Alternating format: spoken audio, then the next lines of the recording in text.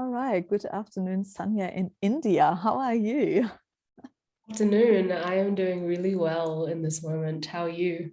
Yeah, great. I'm doing really well. Yeah. Nice to have you here. Yeah, I love talking to you for the next 45 minutes or an hour. And would you like to introduce yourself and say a bit what you're doing and who you are? And yeah. Yeah, absolutely. I just want to first say thank you for having me on here. I'm really thrilled to be here. I think you and I touched base maybe a couple of months ago, and when you had sent me a message and asked me if I wanted to be a part of this. And yeah, I felt very excited to come on and share my part of my journey with everybody that's listening and with you as well, and connect with you deeper. So I'm Sanya Minocha, and by profession, I'm a holistic coach and counselor. And I have been working within this field for the past 5 years. But I like to sort of think that while I've been doing this professionally for the last 5 years, I think every little bit of my life has sort of contributed to officially sort of stepping into this role. And that's because I've always been a very empathetic person, a great listener. And I was speaking to my friend yesterday about how, you look back at your childhood and you think about the things that you used to do, the games you used to play. And my most favorite game that I used to play was teacher, lining up with these, these students, these imaginary students with a blackboard or a whiteboard, and just sort of drawing out things and teaching everybody. I've always been really passionate about teaching. So it was a very natural progression to come into this work and be able to share the wisdom, but also learn the skills to hold space for individuals, so that they feel really seen and heard and understood in their journey of life. And what I really do is I work with individuals and with people within group settings to help them come into a place of self-remembering, for them to really remember who they are at their core, which I like to describe as the true self. And this true self is something that's been with us since day one, and we've just forgotten. We have a lot of veils of ignorance on us. And I think the reason that I've come into this work is because I reached a point where my suffering took me to a place where I had to really start questioning who I was, what my purpose was in life, why I was here. Did I just come here to suffer and be in pain, or is there a greater purpose to all of this that's happening in the larger universe? And as I found my own answers, which are forever changing, I started to understand some key sort of themes of how the universe works and how we as individuals work, how our mind works, how our body works, how our emotions work. What is the soul? What is the spirit? And I started to connect with my soul and my spirit through practices such as meditation and yoga, and psychedelics also played a part in it, which sort of opened the door for me to exploring all of this. And once I sort of started to explore this and understand it, I sort of put all the pieces together and thought, if I can help reduce the suffering within humanity by showing people through example, but also through holding space for them, asking them the right questions, leading them through processes, and facilitating the kind of space that allows them to come into a deeper understanding of who they really are, then I can die a happy woman. I've done my part to help improve humanity and to help people see why they're here and what they're here to do, and how this three-dimensional reality is just a projection, and it is a simulation. And if we can see that, we can start to take things a bit more lightly, and we can see that suffering ends up being a choice. It's not something we have to go through, and that pain can be something that we can choose to see as a step to propel us into the next version of ourselves and into progressing our own consciousness and evolving as humans. So that's really, I guess, a gist of what I'm here to do, that I feel that I'm here core to do. And it is wonderful because through this I get to connect with individuals such as yourself. Yeah. Yeah, it's so beautiful. I mean, it's so amazing that you're so clear on your path, you know, and what you want to do.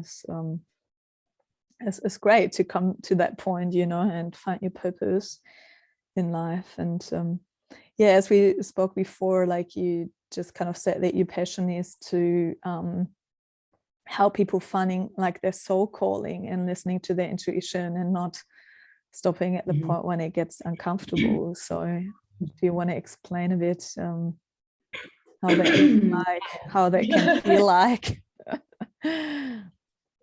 Yes, I absolutely can. Sorry, I've been drinking chai and having milk, and it just sort of, you know, creates a bit of disturbance in my throat sometimes. So apologies for that. So yes, I was speaking earlier about coming to a place where we can start to listen to our soul more and start to decipher the messages that come through from soul versus, say, coming through from our ego. So our ego, I just want to kind of touch base on what our ego is first for people who don't maybe know what it is yet. So our ego is our identity. It is basically the costume that we wear from the day that we're born. So if we think about it as, you know, we come into this world, a baby born into a particular set of, born into a culture, a family, a society. And when we're born into that, we're not born into it knowing what that is. We just get told through our interaction with people that, hey, like for example, with me, hey, okay, I am Indian, I'm part of this particular family system, this particular society, this is my culture, I am Hindu Punjabi, this is what's happening, I have a brother, I have a mom and my dad, this is what's happening, this is your extended family. Through this, I get to learn about myself and I get to basically form who I am, who Sanya really is. So at this age, I don't have a way to decipher between who I really am and the identity that's given to me. I just sort of wear this. It's like a feather in my cap. I just put it on. And I'm very, I'm at a very exploratory stage of my life. I'm exploring. So I'm touching things, I'm drawing, I'm painting, I'm singing, I'm finding out who I am and building my individuality. And this individuality that I build is actually my ego being formed. And as my ego starts to form, I get more and more solidified and I develop a sense of self. So my sense of self today is Sanya, who's a female, who is, you know, a holistic coach, who likes singing. So I have all these things that I've sort of gathered based on my experiences, and this is all part of my ego or my identity. Now, this ego and this identity has certain mechanisms. And some of the mechanisms are the fact that my ego will do what it can to protect itself. And the ego is actually the voice in your head. It's the monkey mind that chatters to you 24/7. And its role, its only key role is to keep you separate from everybody else, to help you feel more superior to the rest of the people, to help you feel like you are the one who's right, you are the one who's correct. So every time something happens that triggers this ego, its tendency is to go towards a place where it feels separate from the other person. So if someone hurts us, or if someone, you know, looks different to us and we get into judgment, that's the ego. So it's all about us. It's always about us. And this particular ego, as I said, is built on its mechanism where it's fundamentally quite insecure. So it's always trying to feel whole through experiences. It's always trying to feel whole through desires that we have. Now, when we live our lives from ego and we're not aware of anything beyond ego, that's when I would say we're sort of I don't really like using the term asleep, but I'd say unconscious. We're unconscious. We're operating from a place of unconsciousness because I've been given this identity and now I'm on this particular path, which for me was, you know, Sanya, you go to school and then you go to university and then you get a job. And then after you get a job, you buy a house and then you get married and then, and it's like the path is laid out by society. And my ego is just doing this. It's blindly following this path until I start to question, where are these desires coming from? Who has inflicted this upon me? Is this really what I want? And who is this I that wants it? So, you start to ask these questions, and these are the questions that I started to ask at a very young age, which is like, is this really what I'm here for? I'm working at this job. It doesn't feel very satisfying, and I can see my whole life path laid out in front of me, and I'm not thrilled by this. It doesn't light me up. I'm living, but I don't feel alive. Why is that? What is happening? And all these questions started to come along, but when you're living in an environment or a society where other people are maybe not asking these questions, and you don't have the type of community that's doing that, you very quickly slip back into the same unconscious tendencies. And for me, breaking out of that was going through, certain set of circumstances that led me to the point where I found a community, and I found a group of people, and I found all of these incredible ways to allow myself to further keep inquiring into these questions and into these desires. And when that started to happen, I started to realize that there is something beyond ego here. There is something that is operating beyond this voice in my head, beyond this identity that I've come into the world with. And basically, one of the simplest ways that I would say to ask yourself this question is, we all have this voice inside of our heads all the time. And we're going to call this voice the thinking voice. It is consistently thinking, and it sounds like us. So we're very convinced that it is us. When I ask people, who is this voice in your head? People are like, it's me. I'm like, okay, cool. So if that's you, how are you able to relay what you just thought back to me? And this confuses a lot of people because they go, I don't know. What do you mean? And I say, well, there's a voice inside of your head, but there's also something listening to that voice. There is something inside of you that is listening to that voice or that thought that's able to tell me that thought in your head right now. So what is that? And this is the beginning of something called self-inquiry. It's like, what is that? And as you go deeper into that, it leads you to a point where you realize that there is an awareness, there is a present awareness inside all of us all the time. And that is a thing that's unchanging. That is a thing that's been there since day one, before this identity was given. So that is really who we are. And we're just wearing a costume of this identity. So when we're walking about in life and we're sort of, picking a direction to go into, it's important, I feel, to start asking ourselves the questions of, who am I? Who is this voice inside of my head? If I have this desire to maybe want to have a child, or to work in this particular industry, or to travel, or to do anything, whose desire is that? What is it going to give me? Where does this come from?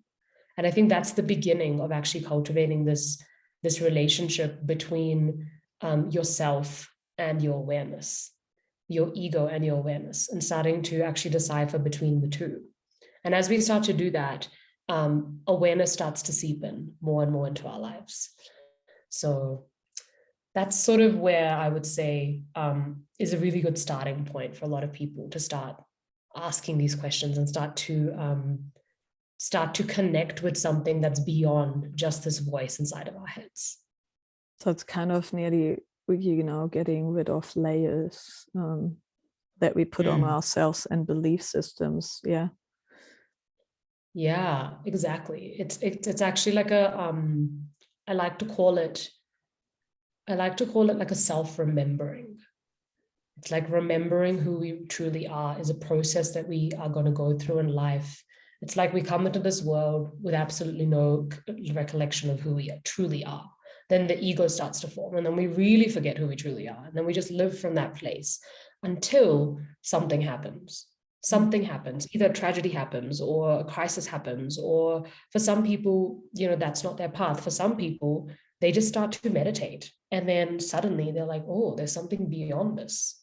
So everybody has a certain set of experiences that take place in life that bring us to a point where we start to get glimpses of this remembrance.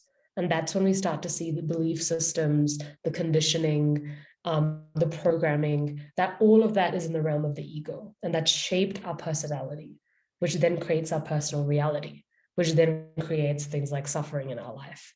So in order to kind of come back and not feel like we're suffering, or not feel like we're we're alive, but we're not truly living our lives. If we have that feeling of feeling dissatisfied or unfulfilled, which a lot of people get to a point of that once they sort of achieve all the materialistic things, they're like, oh, but I still feel like a little bit, dissatisfied. I'm still going to sleep feeling kind of empty. So why is that? Why is it that this relationship or this job or the fact that I have all this money is not able to give me that? Why is that?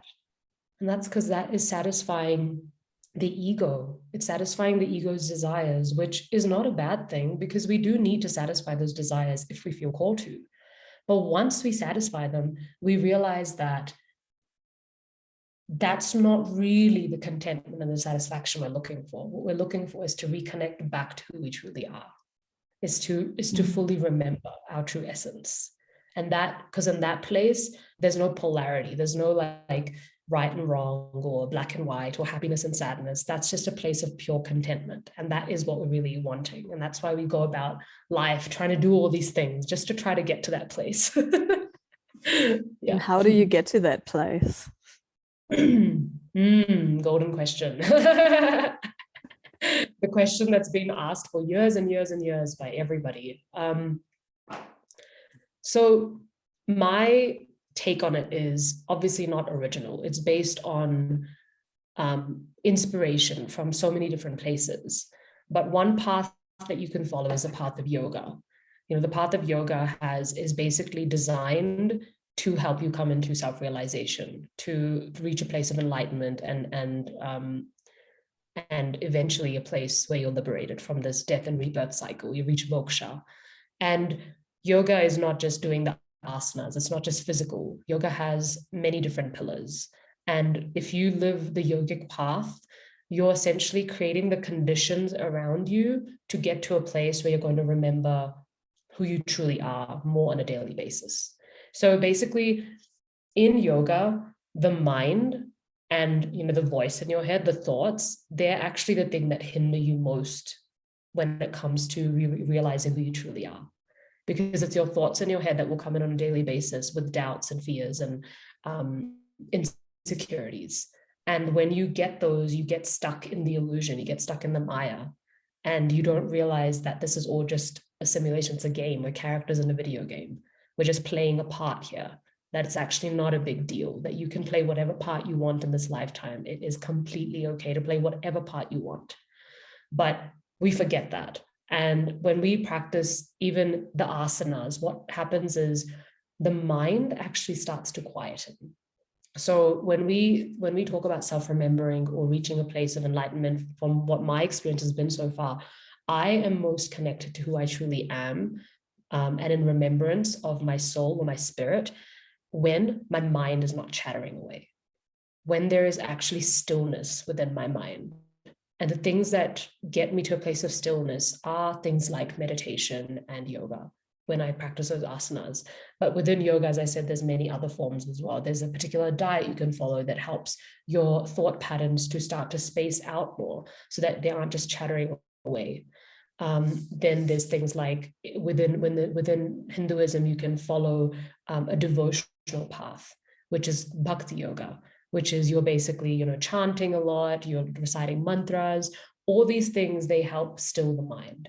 And once you start to still the mind, it's just your pure awareness and you're there. There's nowhere to get to, then you realize you're already there. And that moment itself is so enough in its essence that there's no place to actually get to. Mm-hmm. So what do you think is the ultimate state? Like pretty much just being in silence and feeling full, but also empty? Or what would be your take on that? Yeah, I like how you put that, being full, but also empty.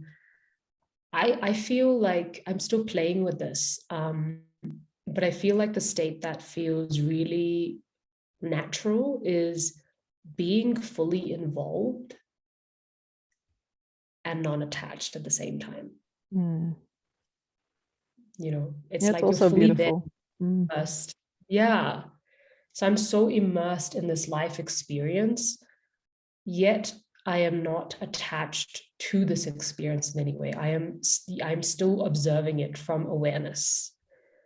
And then that way, from that perspective, I'm not in resistance to anything that shows up, because I'm not attaching myself and identifying with that particular circumstance, experience, or emotion as a way to add to my identity.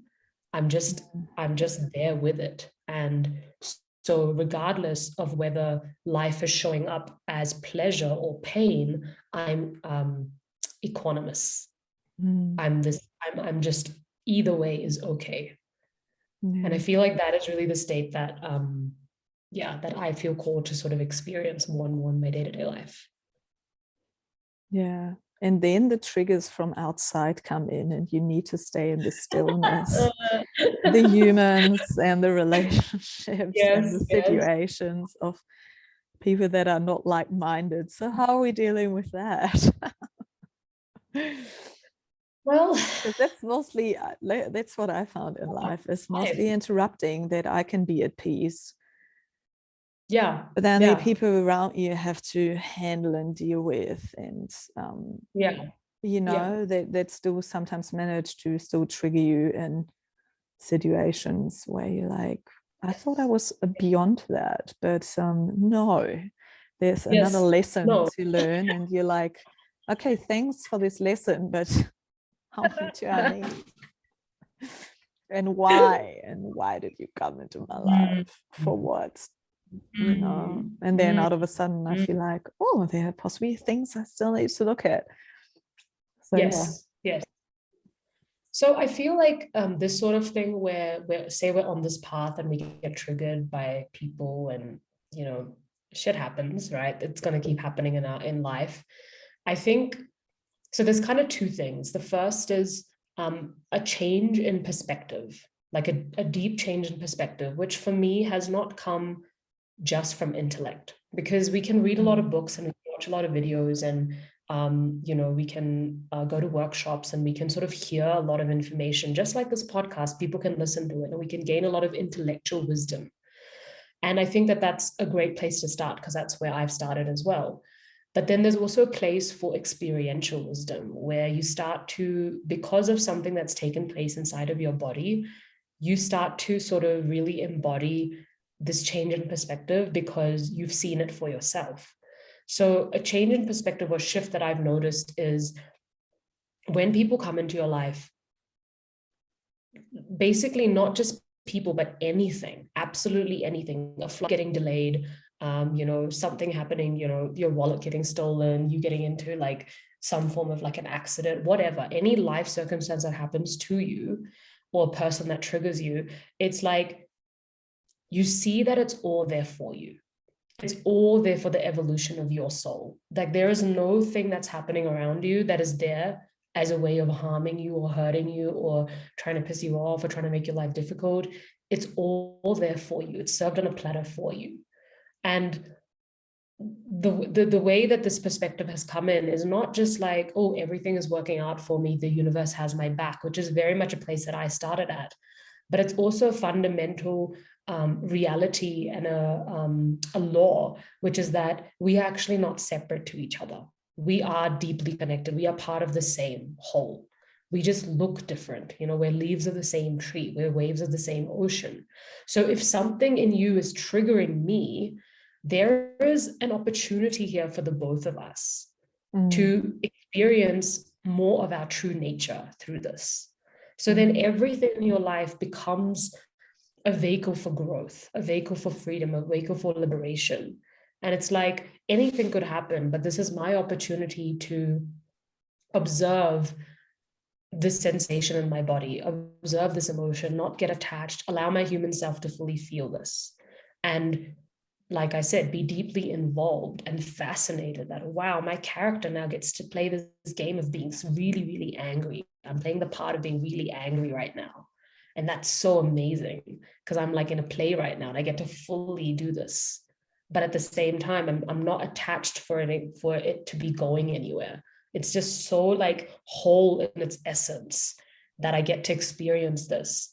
And then you kind of, I guess, come to a place where there is resolve in that, if the person is interested or not interested in that resolve. But for you, it's about being true to your practice. Like when you're committed to that practice, it's like, I'm just going to do that. This is my life's work now. This is what I'm going to do, because I know that everything is happening for me. That if that person is getting annoyed at me, that if I did something to annoy them, that's also happening for me. So anything that happens in our life is happening for us, is something that I feel helps us deal with these kind of situations. And knowing that fundamentally, if we're all connected, whatever resolution we reach out of this, or whatever perspective we gain out of this, is ultimately going to benefit the both of us. And that's why it's here. So that's like one kind of perspective shift that I think is really helpful in this kind of scenario. But the second one is having a really solid sadhana, which is like a practice.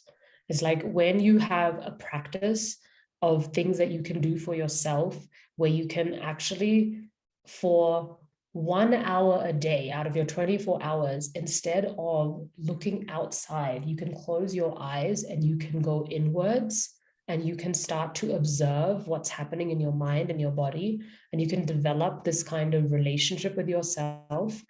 That's when, by doing that, we sort of get to walk around with an umbrella. It gives us the ability to have this natural umbrella, so that when the rain falls, when the thunder hits, or whatever it is, it's going to hit anyway. That's nature. But our umbrella is here. And the only way it can be here is if we can spend that time with ourselves. But if we don't spend that time with ourselves, we'll just get swayed by everything all the time, because we haven't created any distance between our thoughts. We haven't developed awareness of ourselves. When you have awareness of yourself, when those challenging times come along, it's a lot easier to be like, oh, actually, I have this umbrella. So even though this stuff is coming my way, it's like you have a layer of protection almost from it affecting you in the same way. It sort of like gives you the opportunity to look at it as something that's working out for you. Then you stop reacting to it. But if you're not taking that time for yourself, you're going to continuously react, because that's just the way your habit patterns of your mind have just been developed over years and years and years, and they're used to doing that.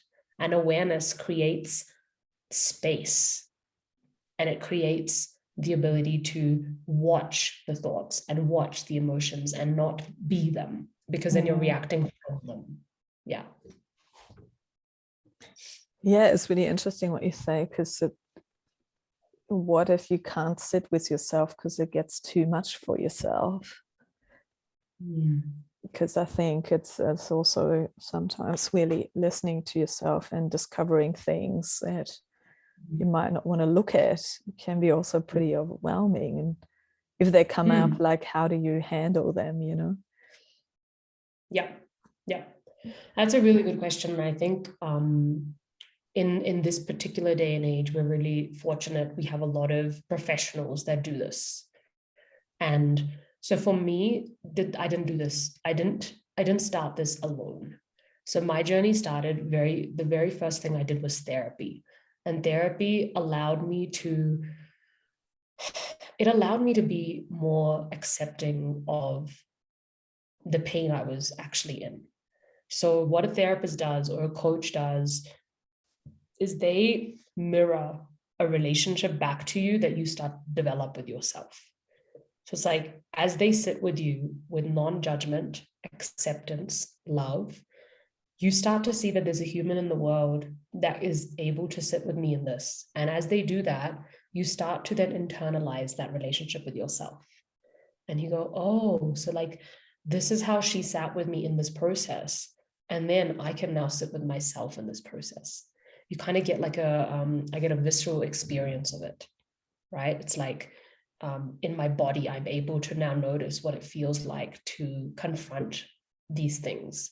And at the beginning of this, it is going to be maybe a bit confrontational. So the word I want to bring in, the quality I want to bring in here is bravery and courage.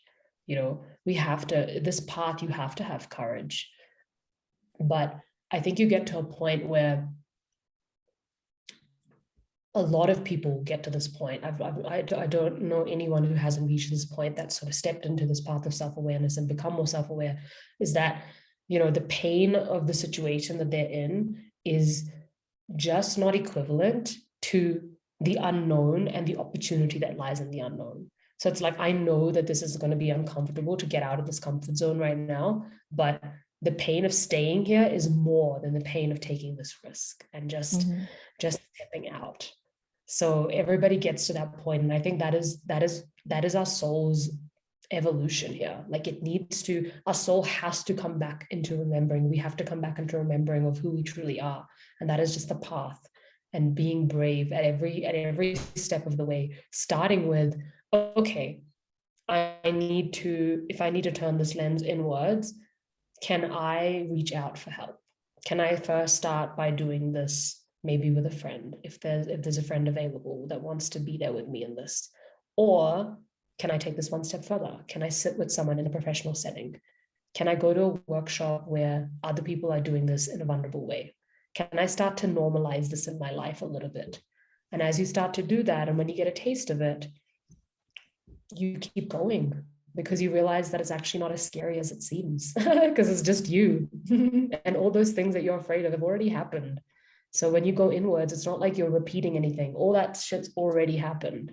You're just becoming aware of where it is, the impact of it, how it shaped you, how it shaped your character. And that brings you to a position of choice and empowerment of like, oh, okay, I see how this has affected me now. And I'm aware of this. Now I know why I am the way I am. Now I can move forward with a better understanding, especially if I'm, people pleasing and I don't have any boundaries, and I, continuously say yes when I don't want to say yes, and I'm afraid of speaking up, and, all these sort of what I like to call symptoms that show up in our life. When these things keep showing up for us that just don't seem right, we're like, why am I really doing that? Well, go inwards and you will know, because everything has cause and effect. It's not random. It doesn't come out of nowhere.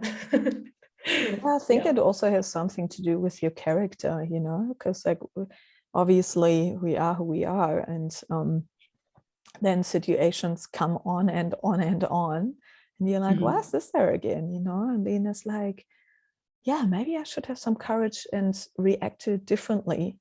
So instead of saying something, I just leave the situation, because if for example someone is not nasty, which also triggers you on somewhere where you might feel remembered to a situation, or you're insecure in that, and then someone points it out, and it's like, cool, thanks for that. I also don't need to react to it. I'm just gonna walk away and just have this feeling of it. And I think like sometimes there's safe spaces where you can say things, but with some people I feel there's also no point in saying anything, because they're not there where you could have a growing conversation about specific things, where people want change but actually know, where they're kind of aware but not. And I think it's sometimes I feel it's also good to be gentle to yourself. I found this helped me a lot on like, I've been like so hard on myself most of the time that I think it's also good to be more gentle to yourself and, accept what's happening, and just accept the people around you, and also understand that most of their behavior has actually nothing to do with you, or you might trigger something in them because you're so pure and honest and they can't handle it, but it also ultimately it's nothing to do with you. And I think it's good when you come to the state where it's like, that's what I mean, like I'm really completely full but I'm also empty. And of course I feel like I've also times where feelings are different, and it's good to accept, because sometimes I was talking with my friend about it today, because I feel a lot of things have also to do with nutrition, on how you actually feel in your body and how your different levels, for example, of anxiety rise, on like how your digestion goes, whether it's nurturing for you or not. Absolutely. And I feel that, and also your hormonal state, like when you actually finally understand that in women and men, it's like, sometimes you are more sensitive. Even your body is more sensitive to even a massage or something. And Yep. I found it's Yep. really good to even become aware of this, and then Yep. being like gentle to yourself. Yeah, I think I Yes. just wanted to add this because I think it's so important, and I sometimes feel like possibly by the time I'm 80, I haven't even unraveled everything that I learned, understood. Like, yeah, that Yeah. I just put into myself, and it's, yeah, Yes. as you said, it's like also courage to, every day get an impulse or an intuition and let go with this and change it when you even don't know how. And Yes. yeah. Yes, exactly. I love what you're saying about being compassionate and gentle. And I think it's a really, there's never a bad time to do that. Yeah. No matter what we're going through in life. I think some people like to be gentle and compassionate because they feel like they need to be deserving of it, or something needs to happen in order for them to approach themselves in that way. But I think having a default of always just being really kind, gentle, and compassionate to yourself is really important, because no one has given us a book on how to do life. We have no No. instructions. We weren't taught anything growing up. So most of us weren't. So we're just feeling it out. We're feeling it out, we're thinking it out, we're experiencing life. And it's almost like we're in this big playground learning the skill of life as life is happening. It's like Yeah. there's nowhere, you don't really get anywhere. You just sort of get better and better at certain things. And so to be kind and compassionate and treat yourself nicely, even when things aren't going the way that you want them to, I think is really important, because there's just way more than meets the eye with this entire reality. Way more than meets the eye. And I think if you know that, or if you feel that, then it's good to have a default of being kind, because if you don't know what you're really doing, or you're trying to find your way, or you're sort of fumbling your way around life, being critical towards yourself or being hard on yourself is just going to make it a lot harder. It's like kicking yourself when you're down. It doesn't make any sense. Yeah. Yeah. It's even, I feel like sometimes when you dive deeper, it's even that I sometimes feel, there's not even as many words to describe how you actually, what you sometimes want to say or feel, that's sometimes how I feel as well. And then also it would be awesome if at school they would have this whole list of emotions that you can sometimes even identify even how you feel, because I have a feeling a lot of people also be in this emotional state, but then they don't even know what they're feeling right now. And then once you go in your head, it's like, yeah, I'm just angry. But no, in fact, it's like, I'm just sad because someone said something to me, and ultimately my anger is a reaction to it. But and then I might not feel safe in the space of saying, oh, I'm sad right now, and I don't know why. It's just how I feel. And it would be nice to create more safe spaces for people to, also really can be themselves. And Definitely. And I think what I want to add to that is, it would be it's important to have that experience, that life embodied experience of safety. And I think that, for me, being involved myself in many groups, working with many teachers and individuals, I have experienced that. And obviously it's given me like an embodied version of what that feels like to be safe and to speak up. But the other piece I want to add to this is, which is going to feel a bit contradictory, but I think that's what all the teachings really are, is, let's not wait for permission to fully express ourselves and just say what we mean, what we feel. Because I think a lot of times we hold back on doing that because we're not sure how the other person will take it. We're not sure about how it will be received, but it's bringing in a level of trust that the other person will handle it, that they're capable of handling it. That if I can just be true to myself here and just be fully myself and not need to wait to feel like I'm in a safe place in order to fully express, I think that's just, I think that gives us ourselves a deeper level of trust within ourselves, because we're trusting not only ourselves to just be true, but also the other person, that they can handle it. And if they can't handle it, they will work that out. The responsibility piece, they will work that out. And obviously this is considering, a way that we'll be able to communicate in a way where we can take responsibility for ourselves, and how we feel and what we're experiencing. But yeah, I just want to add in that we don't always have to wait as well for safety, that we can learn safety by showing ourselves that it's okay to speak up about what we feel and what we need and what is happening for us, without even knowing whether it's going to be well received by the other person. It's almost, again, that courage piece, that taking a risk piece, and finding out through feedback, oh, okay, this person is not available for this conversation. But we only really know after trying. Yeah Absolutely. I mean, I didn't really mean only create a safe space, but I feel like if we give more love and we're all more aware, everyone has also a space to say things, because I feel often a lot of the time people don't communicate what they actually feel, but you get like the vibe of what they actually want to say, but they don't say it. And they don't say it. And that's possibly more what I mean was like, maybe safe space is the wrong word, but just feeling okay, what you just pretty much said, saying like holding back, so like not holding back, essentially. Not holding back, exactly. And I guess like coming from not hurting others, just more from your own true self and your heart, and coming with love. And yeah, exactly.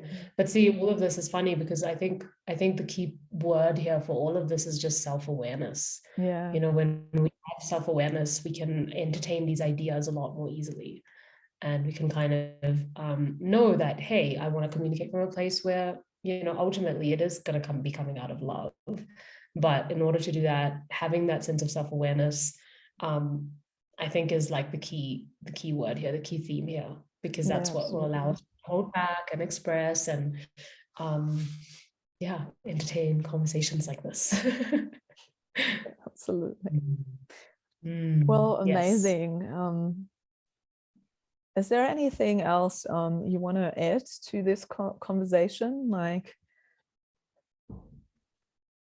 that we haven't spoken about? What I'd love to add is that, if you're listening to this and if you're at a stage where you're starting to become really aware that there's something beyond this identity, beyond this ego, that there's something beyond this reality, that there's more than what meets the eye. As you start to cultivate that awareness, it's going to start to feel, well, this is my experience, is it can start to feel a little bit uncertain, a little bit like we're stepping into an unknown experience here, because we're not just following a path that's been laid out by society or an automatic path that's been laid out based on ideas that our ego has collected about the kind of life we need to be living. We're really tapping into something that's greater than what we can just see around us. And that path, and that living that path, you're sort of living moment by moment in a state of surrender. You're living in this place where everything is really unknown. But there's a level of trust that starts to develop when you say yes to living that kind of path, where you don't need to know the path that's laid out in front of you. You don't need to know the final destination. You don't even need to know what tomorrow holds.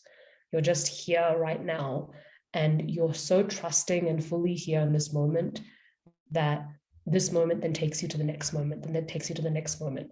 And when that happens, everything that we desire comes into fruition anyway, but it comes into fruition in a way where we're sort of living in flow. It's not coming from mind where we're putting in all this effort and trying to make it happen.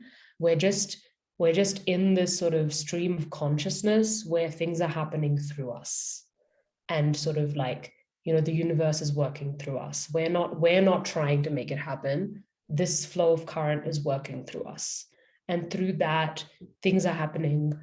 And when those things are happening, the fulfillment level is just like is actually to the highest level, because we're not just working for our individual, you know, needs and desires.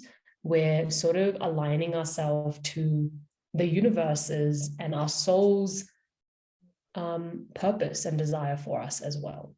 And that's what I feel is like alignment. And when that alignment takes place, you are going to be living in a state where you're not going to know what that end goal is or what that fully entails, but you have a rough idea of maybe the path that you might need to take. So I guess what I want to say is keep listening to yourself, keep developing self-awareness, keep asking questions that confuse you a little bit. Confusion is a great state to be in. Who am I? What do you mean? I'm Sanya. Okay, who is Sanya? You know, where did Sanya come from? What are your biggest insecurities? Were you born with them, or did they develop over time? Where did they come from? You know, they came from somewhere. Start asking questions, start inquiring into your world, into what's happening inside of your body, inside of your mind, what emotions are, how they show up for you. And through that, I feel like self-awareness starts to seep into your life more and more. And when that starts to seep in, our intuition goes stronger and stronger. And as that goes stronger and stronger, we start to sort of say yes to things without needing to know the why behind them. We just follow, like, okay, you need to do this, but why? Doesn't matter, because there's a level of trust. I need to do it because this thing has come through and I'm going to now go do it. And it doesn't mean that it's always going to work out. But when you say yes to things without knowing why and without putting too much pressure into like needing to know everything before you take that step or before you take the plunge or before you take a risk, the message you're actually giving is that I got my back, that no matter what happens, it's going to be okay. That even if I take this step, I trust that whatever it needs to unfold, however it needs to unfold, it will, but I got my back through this. So I don't need it to work out a certain way. I'm just so trusting of the process of the unfolding of it that it doesn't have to work out a certain way, because I don't need that future safety. I right here, right now, have my back. So that's kind of what I wanted to, you know, say to anyone listening, is that your intuition is always speaking to you. It is whispering to you, and those whispers get louder and louder and louder. And the way to decipher between your intuition and the voice of your ego is your intuition will never be based in fear. It'll just be like a silent voice, like, hey, I think you should do this. Fear will come in and say, but what if? But what if this? But what if that? But what if this? So your intuition is based in a level of trust and a security that comes from knowing that you're just playing a role in this life, that this is not who you truly are, that your true essence is always here, your soul is always here, your spirit is always here, and that you can't really get anything wrong. You can't stuff life up. You can't stuff this up. You can't really make mistakes. Everything is an unfolding of your character in this lifetime. So just go ahead and do whatever you want to do, because you just can't get it wrong. It's not possible. So we're so short here anyway on this ground. So yeah, it's like soul has a earthy experience, or how someone has said before. I can't remember the quote right now, but beautiful. I mean, I think you said so many valuable, beautiful things that are definitely you know, helpful to be like aware. And I would definitely link all your details in the show notes, and then people can contact you if they want to work with you or want to know more. And I have always the last question, which I think you partly answered, but sound like, is there like a key message, you know, in your life that you just wanted to give out to the world? Oh, a final message. I feel you kind of said it already before. That Like I maybe have. there's like I a feel like key, I've said there's like an things. essence of. Yeah. I feel like I have said a lot of things. I guess all I want to say is dare to be courageous, and that can apply to starting the process of self-inquiry, starting to look inwards, starting to develop deeper self-awareness by looking inwards, by maybe spending more time alone and facing some of those fears if you might have them. But just be courageous, because no one is going to come and hand anything to you. It's you are ultimately here to create the kind of experience that you want. And if you're waiting for something, don't. Take action, do something for yourself, because you are an individuation of divine. You are God in human form, and you have the power to do that. You have the power to create anything that you want. And the only way you're going to find out about your true potential, about what you're here to create, is by actually doing it. So don't believe me. Try it for yourself. Experience it for yourself. And then that's the wisdom that's going to help you keep going. Don't believe anything people say. Try these things for yourself. Experience them. Yeah. And, I am here to kind of guide people through this. So if you feel like you would like to connect and have a chat, I offer free consultations that allow us to dig deeper into these topics, allow us to identify the challenges that come up on our day-to-day lives, and also identify the path, the vision that you want to be walking on, how to listen to your soul more, how to develop your intuition, how to have a deeper level of self-trust so that you can have the experience that you're really wanting in this life, in your relationships, in your career, in your health. So please go ahead and reach out to me, and we will have a really friendly chat about it, and you'll have a lot of clarity about what you may need to do next, and whether that's working with me or someone else. But that itself is going to be an act of courage. So go forth, be courageous is my message. Yeah, awesome.